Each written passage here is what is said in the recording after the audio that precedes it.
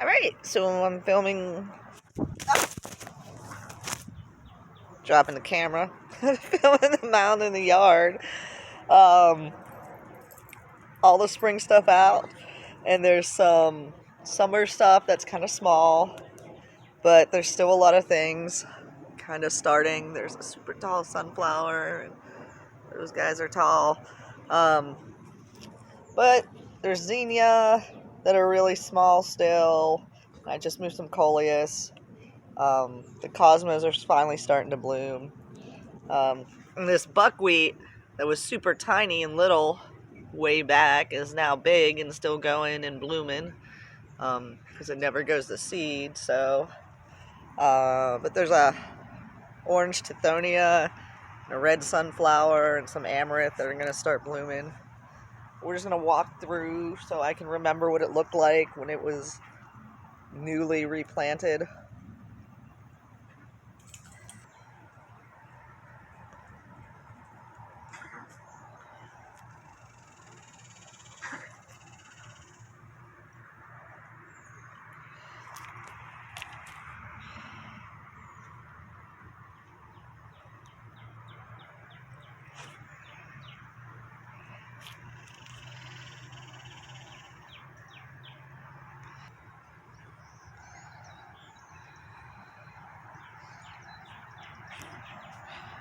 This crazy buckwheat's as tall as the asparagus, and I think they're holding each other up. So I'm gonna let it go. But it's like 4 feet tall now. There's a red sunflower even above that. Kind of cute.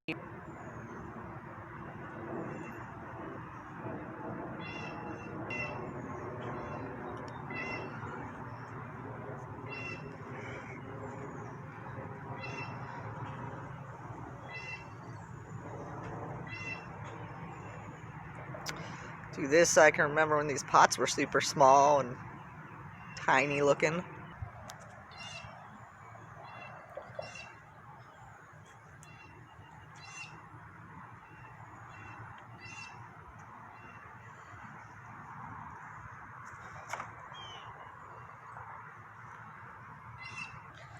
Here's one bright orange zinnia that is blooming.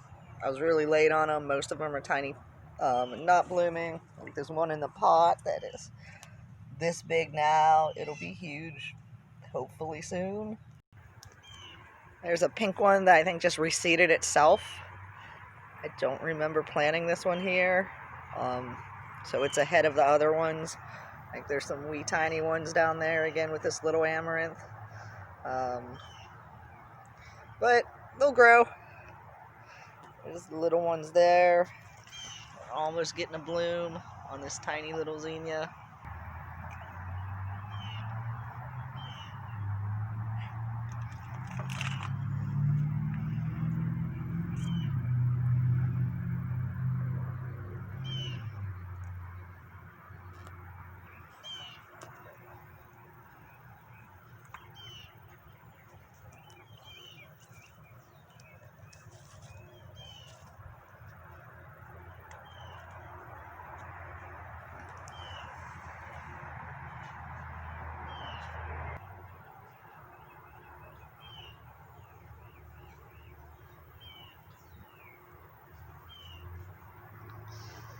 And the passionflower is huge and growing up over this little arch, which is what I wanted it to do. And it's blooming, and it's not getting eaten by caterpillars at all, which makes me feel like I'm not going to have any orange butterflies in the fall or coming up, so we'll see. I'd like to see some of it get eaten back, because this is the host for the caterpillar for the orange butterfly, the orange fritillaria. And if the caterpillars don't eat this, then they don't exist to be butterflies later. So that's happy, sad. It looks good, but I'd like to have butterflies too. Nice balance. And remember the coleus holding beds. And there's some holding here, just waiting to get moved around and cut. And another little patch of coleus back here. Again, just growing in from the little cuttings I ordered in the spring. and then they'll get moved to other places. Like these guys who got moved into 4 inches, and they'll get used to the sun, and then they'll go move somewhere else and be pretty there. And I've been deadheading the Verbena, so it's coming back and looking good and staying pretty healthy. Tried to cut back this giant kale. It was getting pounded by harlequin bugs. We'll see if it comes back. It's been alive for several years. It's may or may not be towards the end, but it kind of looks like down on the stem we're getting new little growth, so it might keep living. And then there's some cute little flowers next to it under the passionflower arch.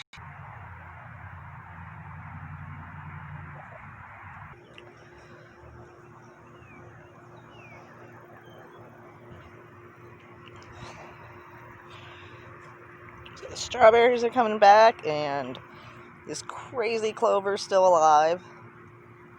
Still blooming, been blooming since February. It's July, so that's a good weed. I'm glad I kept it.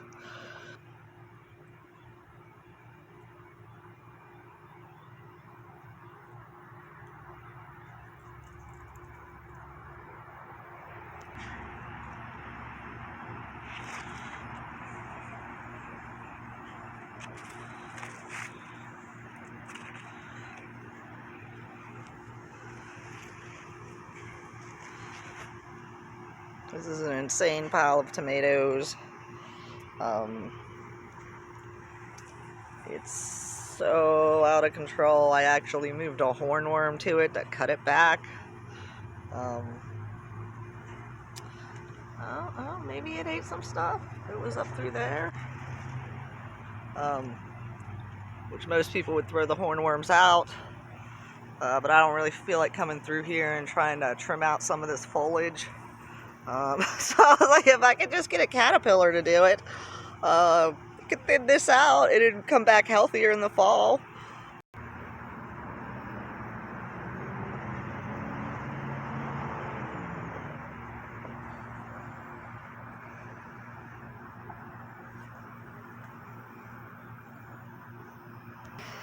This vine is insane. It did pretty good last year. It's a snake gourd. You can eat them. They are disgusting. So they just need to grow. I will probably not be eating it, but it goes all the way up this plum tree, up in the back, and all the way down along in front of the goji berry that's not doing awesome, and just all the way up this brush.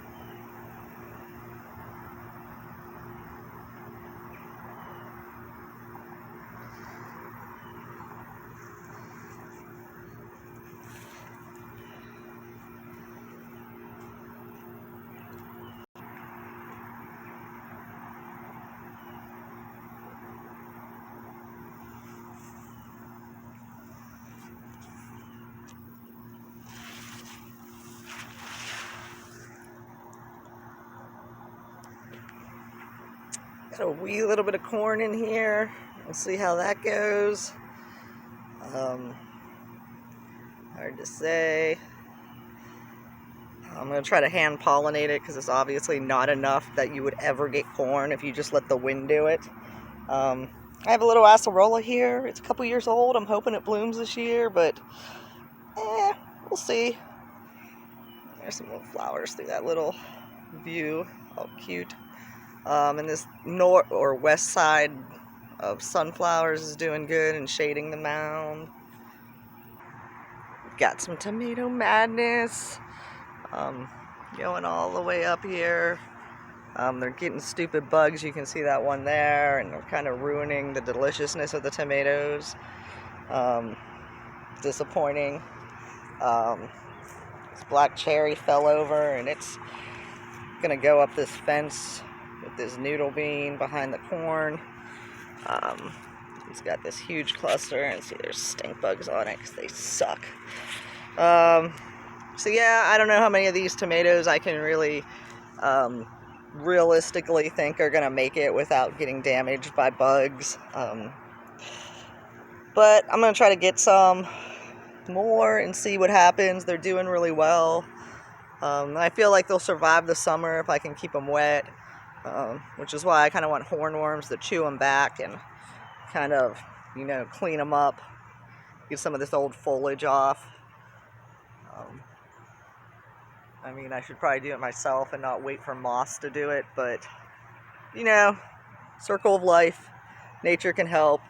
And then back through here where the mustard was, like this whole mass is just verbena crushed with so much tomato. There's a sun gold, a couple blueberries, a pink bumblebee is coming over the fence with a couple gardener's delights, and you can just see the massive amount of tomato vines, and that needs to get some air through there. That's way too much foliage. So yeah, if I see any hornworms on other tomatoes, I'm definitely going to bring them over here and see if they can help out.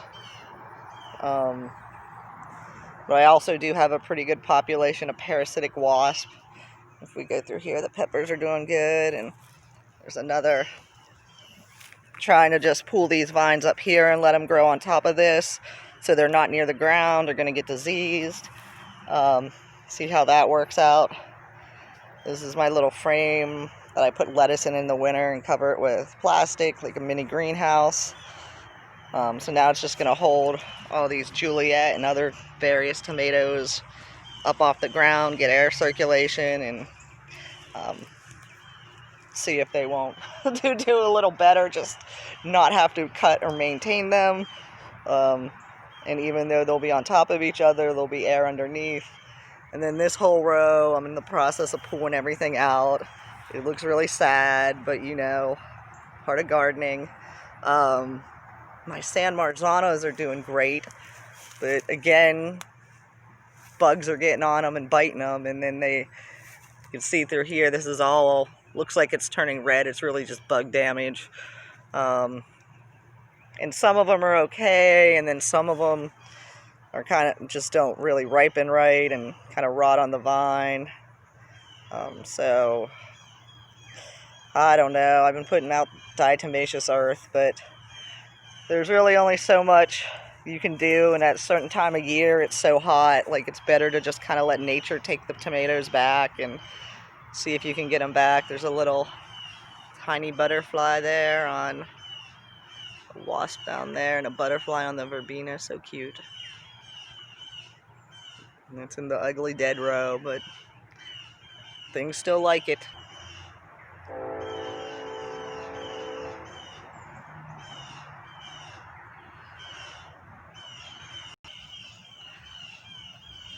So this passion flower is actually making it up the stairway, and it usually never does. It usually instantly gets eaten back by the caterpillars.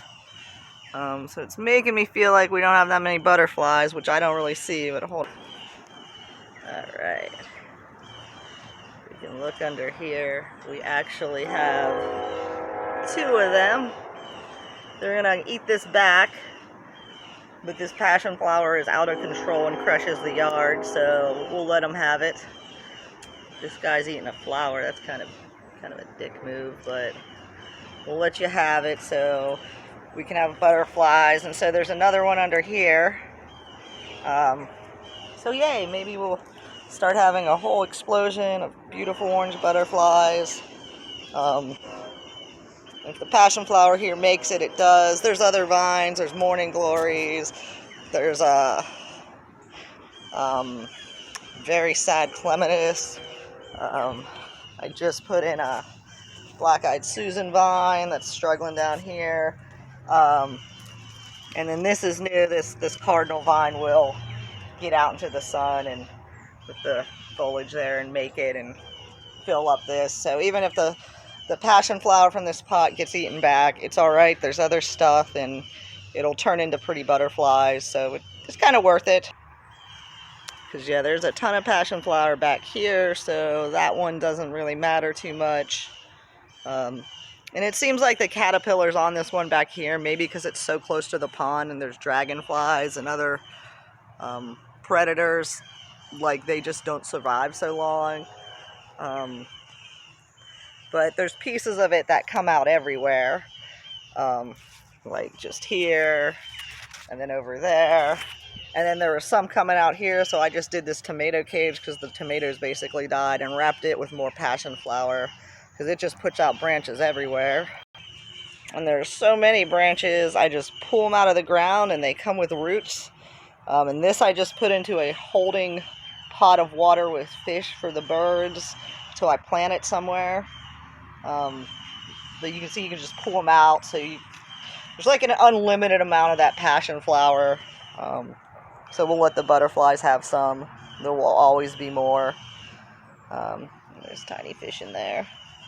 This pond looks gross, but wildlife love it. Bees love it. There's this plant I pulled out of a ditch. It seems to do all right. See, there's a little bee right there. Like, I love this pond. I get water. Yeah, I'll probably stop this here. I think I've gone over the in-between of the yard. We're just kind of in between spring and summer. It's getting hot. I just hope things survive enough that come fall it'll be really pretty, and even through the hotter part of summer. A lot of the zinnia, and I put in all the weird coleus that nobody else ever does, that those will all get big with the colored foliage. And yeah, we'll see how this goes. We'll see how it goes. But the sunflowers are doing well. That one in the middle of the mound is crazy tall. It's kind of doing its own thing.